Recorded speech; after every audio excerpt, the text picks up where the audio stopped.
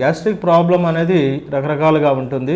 Gastric problem పట్ల అవగాహన కూడా చాలా ముఖ్యం.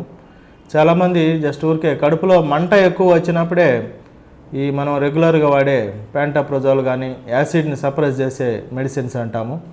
ర్యాంటాక్ కానీ ప్యాంటాప్రోజోల్ కానీ రాబిప్రోజోల్ కానీ ఇలాంటి మాత్రలు ఒమేప్రోజోల్ కామన్గా వాడుతుంటారు.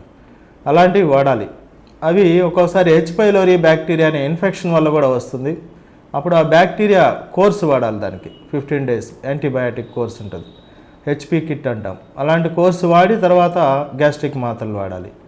ఈ గ్యాస్ట్రిక్ మాత్రలు చాలా సంవత్సరాలుగా వాడడం అనేది సరైన కారణం లేకుండా కూడా కొందరు వాడుతుంటారు.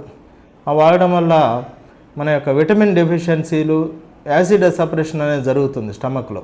ఆ యాసిడ్ తగ్గిపోయినప్పుడు జీర్ణ వ్యవస్థ ఎక్కువగా ఎఫెక్ట్ అయ్యి కామన్గా విటమిన్ B12 అనే డెఫిషియన్సీ రావడము, మరియు విటమిన్ డి, ఇట్లా రకరకాల బోన్స్ స్టామినా తగ్గడము, రకరకాల అనేక సమస్యలు వచ్చే అవకాశం ఉంటుంది. కిడ్నీ ప్రాబ్లం రావడము, డయేరియా కూడా రావడము, ఇలాంటి సైడ్ ఎఫెక్ట్స్ కూడా చాలా ఎక్కువగా ఉంటాయి.